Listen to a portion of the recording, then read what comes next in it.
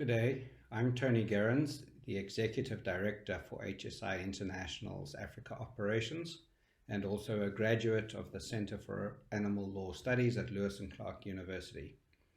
I'm going to talk today on the question of farmed animal protection and the law, how to address the questions of food security, animal welfare, environmental and human health in an integrated way, considering one welfare and in an Afrocentric context. My talk will follow the following outlines. We will talk briefly about the key problems with animals and the law. I'll look specifically at the question of farmed animal protection. I will look at the limitations of anti-cruelty statutes in protecting farmed animals. We will then look at the hidden costs of industrial scale intensive animal production for food and looking at the options of using non-animal law to protect farmed animals. Then we'll pivot to an investigation into making farmed animal welfare laws a policy outcome and how the one welfare concepts may be applied to protect both farmed animals and people. I'll then touch on the options of rejecting Western corporate models and adopting a context-specific African solutions before concluding the talk. The consequences of industrial animal agriculture since the end of World War II has been horrific for the welfare of farmed animals. The FAO reports that more than 88 billion animals are now raised and slaughtered for food each year. The systematized abuse of animals is increasingly being normalized as standard in agricultural practices, although it really is nothing of the sort. What we see now in modern animal production is the same systems thinking that drives the production of non-living commodities. Economies of scale trumps most other considerations, especially due regard for the experience of the animals. As a result, sentient animals become nothing more than units of production, and the industry inflicts suffering on a scale that is almost impossible to comprehend. It's no wonder that journalists who have studied factory farming, like Ezra Klein, have written, "We look at the world and see tens of billions of animals being tortured and slaughtered in ways that poison the earth, warm the planet, and as we are seeing with particular clarity now, as scores die daily from a pandemic virus that likely began in a meat market, also harm human health. The practices of industrial animal agriculture are so cruel that you can't describe them in polite company, so traumatizing that suicide and abuse are two common worker hazards, so disturbing that agriculture companies pass laws criminalizing efforts to show the world where their meals are made. It is a structure of suffering with no bottom, no end. And what is most astonishing about it is that almost everyone treats it simply as normal." So how does the law not prevent this sort of cruelty to animals? This is a complex question, so I'll just touch on a few of the main themes. Firstly, animals are regarded in law as property.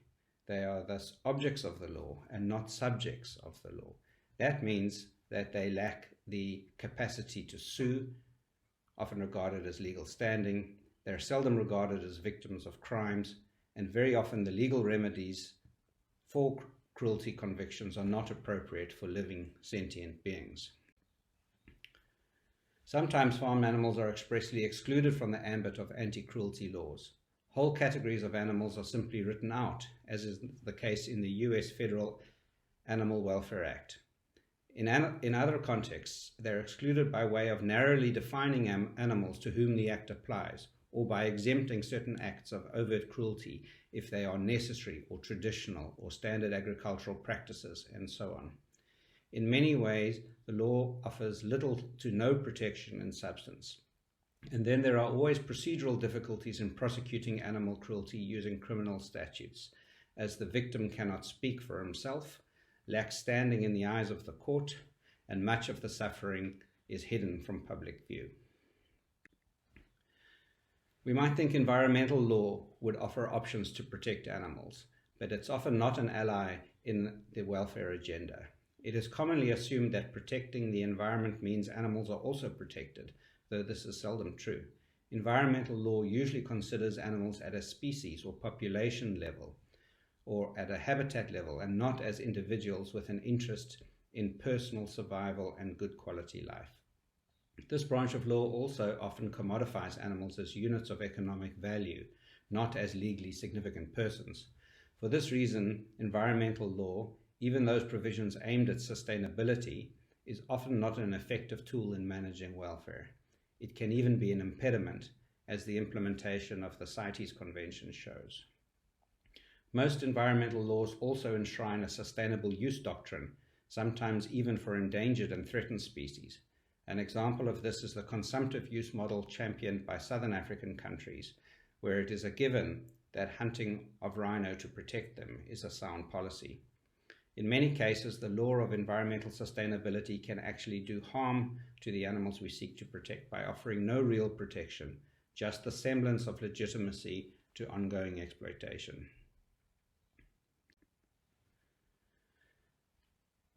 If animal cruelty laws can't protect farm animals, what of other branches of law?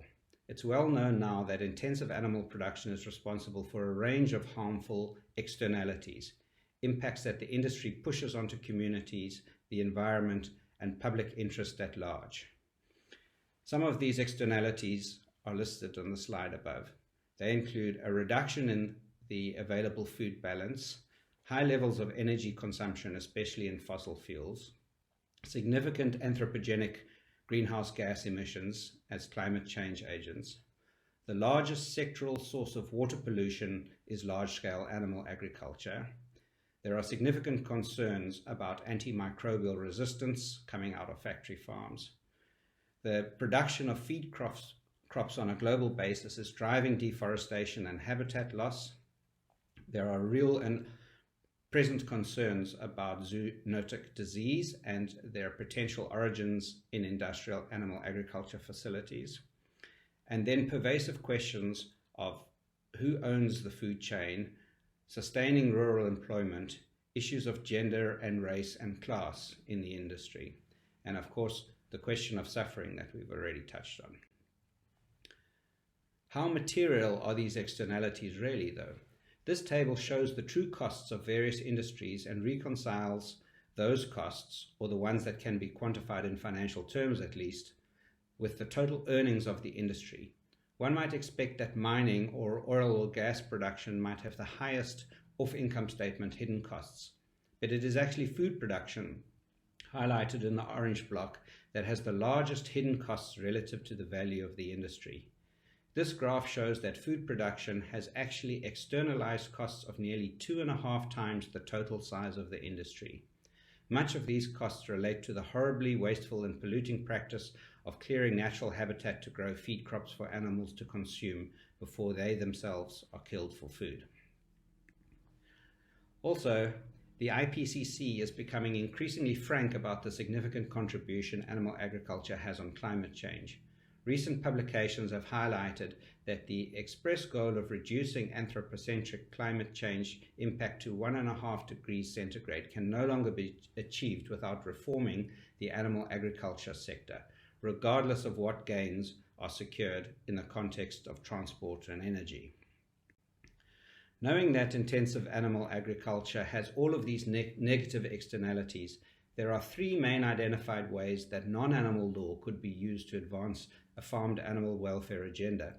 By relying on the consequences of industrial animal production other than welfare, for example, the environmental impact of intensive animal agriculture, or negative human health issues, or water consumption, for example, advocates for reform can seek to get this issue considered at a strategic management level, even when the animal welfare might not be an express concern. Human health and environmental protection campaigns are 2 governance concerns that are increasingly being considered at a corporate boardroom level, with the latter also receiving considerable and ongoing media coverage on account of the deepening public concerns regarding climate change. Public reporting by companies typically focuses on financial metrics, the standard methods of assessing corporate health, analysis of balance sheets, income statements, cash flow forecasts, and the like.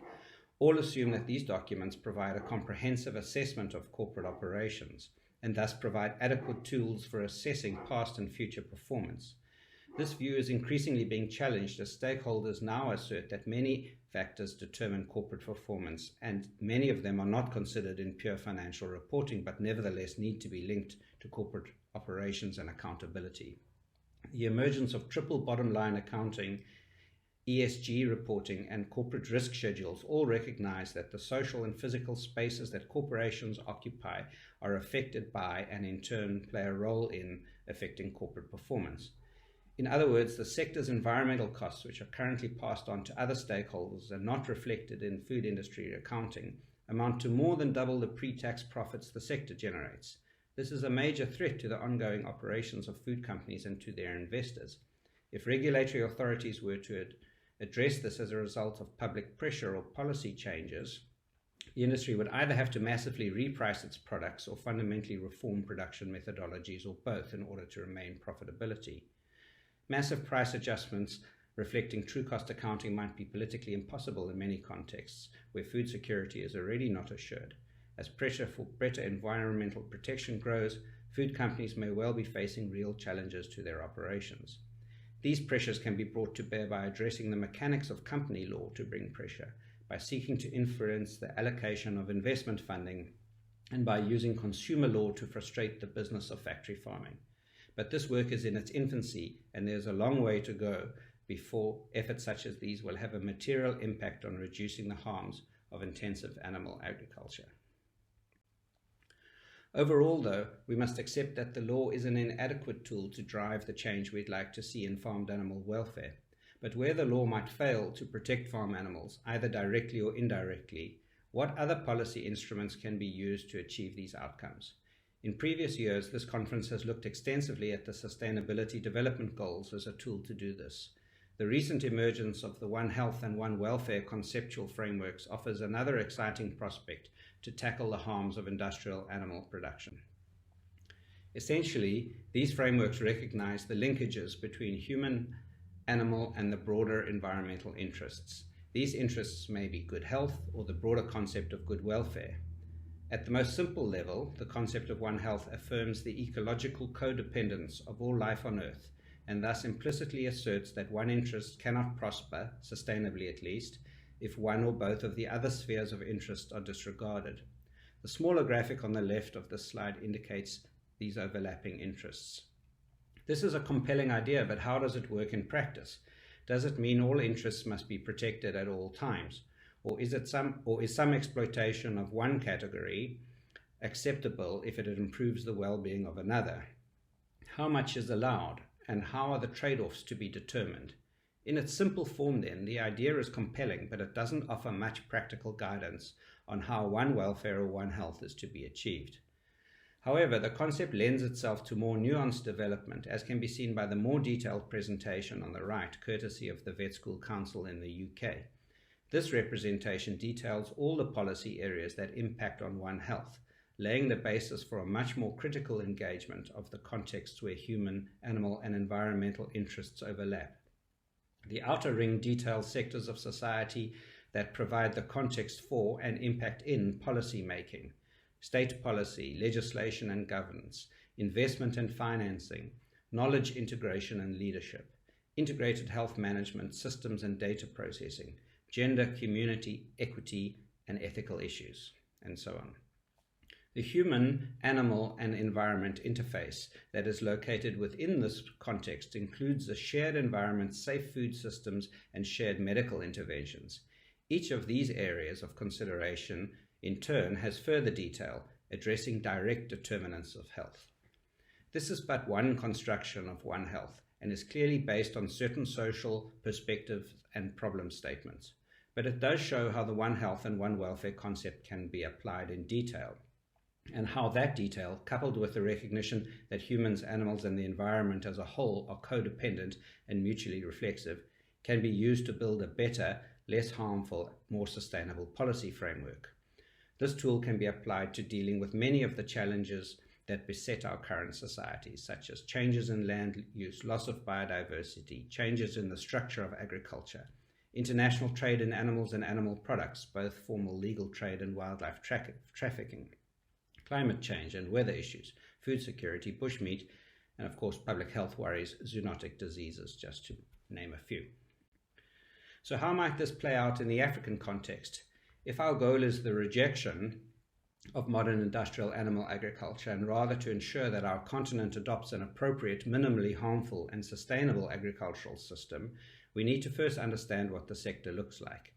The United Nations Environmental Programme, the International Fund for Agricultural Development, the FAO, and the UN Special Rapporteur on the Right to Food have together estimated that small farmers produce up to 80% of the food in non-industrialized countries globally. Yet small farms have access to less than 25% of the world's farmland today. If we exclude India and China from this analysis, then the reality is that small farms control less than a fifth of the world's farmland, 17% to be precise. It's also important to note that the vast majority of farms in the world today are small and getting smaller. Small farms are currently squeezed into less than a quarter of the farmland, and big farms are getting bigger, squeezing the small farms off the land. Small farms yet continue to be the major food producers in the world and are overall more productive than large farms. Most small farmers also are women. This is true here in Africa as well, where intensive large-scale production of both plant and animal products is often seen as desirable policy. Industrial-scale production is understood to increase productivity and thus profitability, modernize agriculture, and ironically to improve biosecurity. Despite the external costs of large-scale intensive animal agriculture now being clear, we thus see that factory farms are still being set up across Africa, often with state and parastatal support. Just last month, for example, the Nigerian incentive-based risk-sharing system for agricultural lending proudly announced new loans for a 25,000-bird battery cage egg-laying facility in the Cross River State. The express commitment to vertically integrated animal production systems ignores the reality that this type of development will likely harm small-scale producers, disempower local communities, reduce employment prospects, create significant new emissions, and increase the risk of zoonotic and animal disease. If the merits of this project had been considered using the One Welfare or One Health framework, such as the ones discussed a few moments ago, these issues would have been highlighted and different economic and agricultural development strategies may emerge. There is no mention of the broader public interest in the NERSAL Cross River State project announcement. There is no recognition that food production can and should function as a social good as well as a financial one. The following issues were missed entirely from the reported analysis. 1. Rural people don't simply make a living off the land. Their land and territories are the foundation stone of their collective and individual identities, the cultural landscape, and their source of well-being. Ensuring people have viable agricultural livelihoods which they control as owners and not as employees is essential. Large corporate animal projects ignore the known benefits of community-based agriculture, of regenerative types of farming, of the established benefits of plant-based diets, and the tenets of environmental justice, both in terms of local consideration and also in terms of international trade. Indeed, animal agriculture of the type promoted in this Nigerian example is the antithesis of all of these things. In conclusion, then, specific animal cruelty laws, as currently constructed, typically manifest certain structural issues that undermine their effectiveness in protecting farmed animals in modern production systems. Other branches of law can be used to insert animal welfare concerns into the broader issues of corporate governance and sustainable business, thereby bringing animal welfare into corporate decision-making expressly. But law is slow to evolve, often lagging behind social values, and many instances used by socially powerful groups to protect commercial interests at the expense of the public interest as a whole are apparent, and especially at the expense of farmed animal interests. One Health and One Welfare provides a number of key benefits in advancing animal protection. It provides a language and policy framework that stresses the linkages and interrelations between policy impacts on humans, the environment, and animals. It can be especially useful in highlighting the costs of animal agriculture that are currently externalized onto the environment and human health. It also has strong resonances with the SDGs. By doing these things, the One Health and One Welfare frameworks provide opportunity to reconsider food systems in local scales and to challenge the assumptions of the benefits of intensive animal agriculture. Specifically, they may force recognition that community-based agriculture is by definition better integrated into sustainability policy than intensive animal production, and that traditional methods of producing food, when supported by appropriate technologies, are not underdeveloped, old-fashioned, or inefficient. We must work towards this evolution of both the One Health and One Welfare frameworks and ensure that they provide an effective tool to reform our food systems and dramatically reduce the suffering of farmed animals. Thank you for your kind attention today.